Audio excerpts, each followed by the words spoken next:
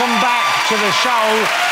Let's get straight on and get my next guest out. They have sold an incredible 100 million records. This is why. Look at this.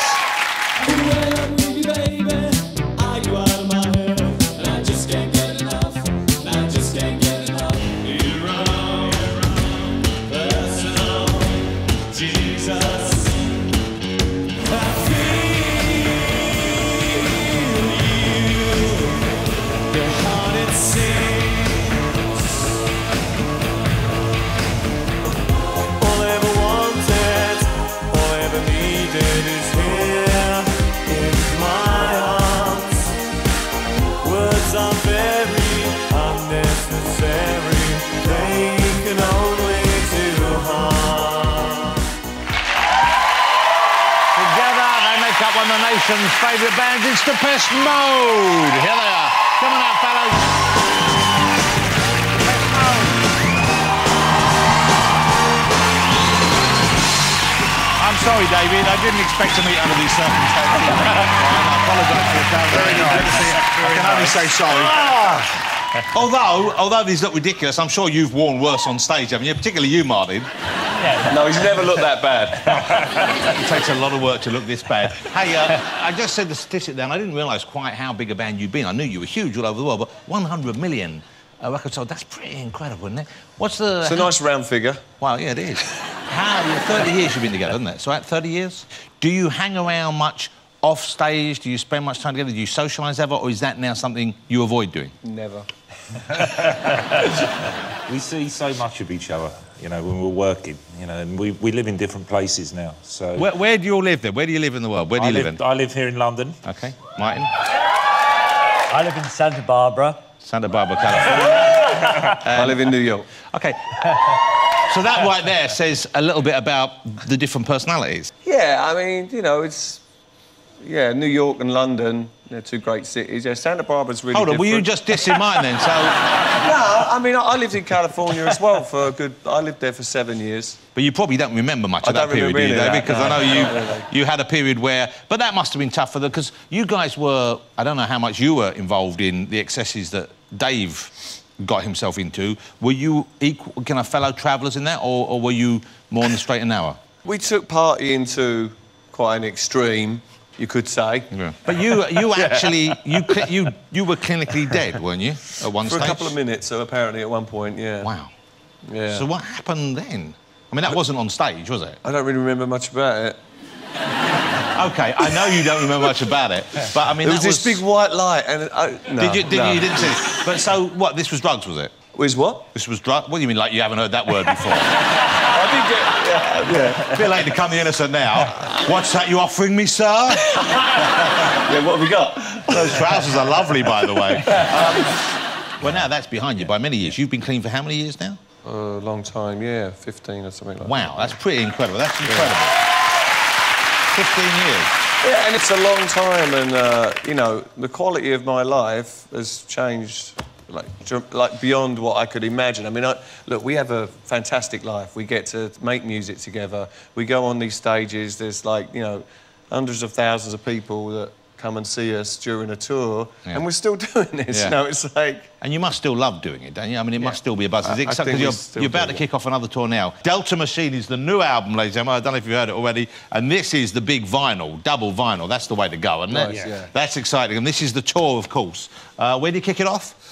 We start in May, beginning of May. Whereabouts? It's... In Israel, believe it or not. In Israel? Hopefully, yeah. And you have a big following there? I certainly do. Wow. Where's the most kind of, you know, obviously you don't want to say you've got great fans all over the world, but where are they really crazy for Depeche Mode? What part of the world do you think is the maddest? Most of the world, apart from this country, really. Stop going on about it. Suck it up and have another hit, then we'll have you again, right? Martin knows the score. OK, so how easy is it to write new stuff? How do you find that? Because you've been writing hits, you've been writing successful albums now for 30 years. Where do you look for inspiration now? Is it different places? You go to the same place inside yourself? I think Dave once said I've only ever written 3 songs, but I've just... 3 different subjects, and I've just rehashed them over and over again. OK, and Dave, what are the 3 subjects that Depeche Mode return to for their inspiration? Death, pain, suffering. That's about it, really. That's your three, right? Death, pain and suffering. Do you write kind of cheerful songs that you give to maybe, I don't know, Kylie or someone else to perform? There must be some brightness inside you that comes out musically. I think usually by the time I get to the chorus, I sort of, like, dismiss them.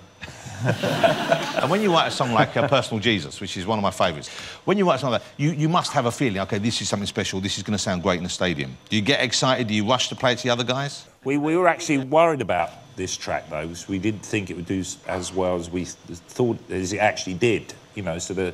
Or you were worried. I was worried, but then Enjoy the Silence, everything. for instance, which was the second single on Violator, was we knew straight away that'd be a hit. And how do you express this dissatisfaction? Is it dealt with in a very kind of mature way, or do you wind up... I just said, it's really bad, it's really bad. That's generally what he says about everything. Oh. So you remind me a bit of Eeyore from the Pooh books. They don't like us in Britain. They won't play that on the radio. That sounds like me. That sounds like me. That's a very good You've already got it.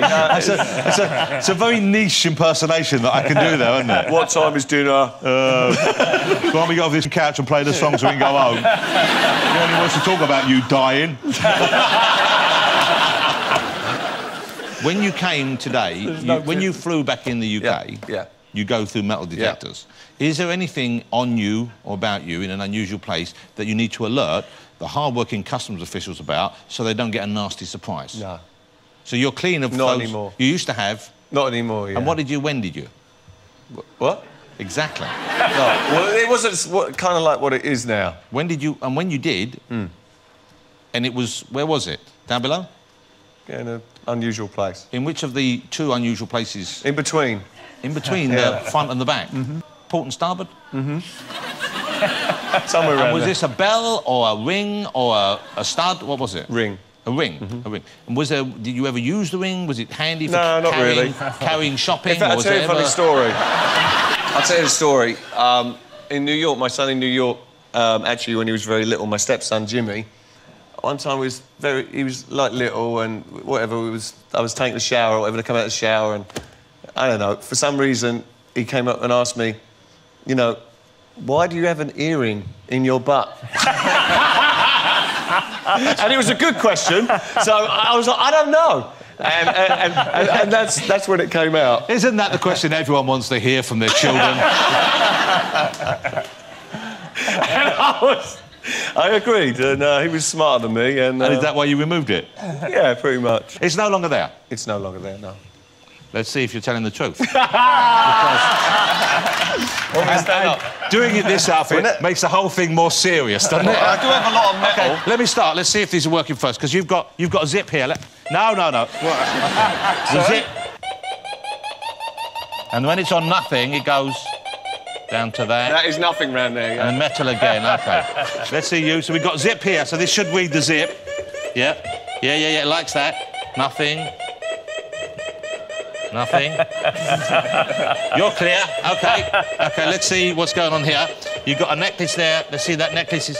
Yeah, that likes that. And now let's see whether...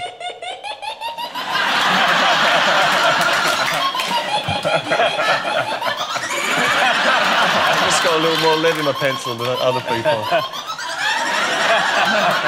Do any of you have any piercings? I don't know whether we should ask a young lady, but let's see.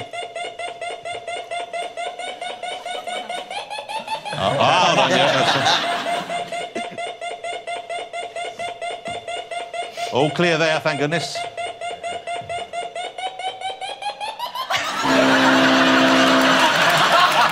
Wow.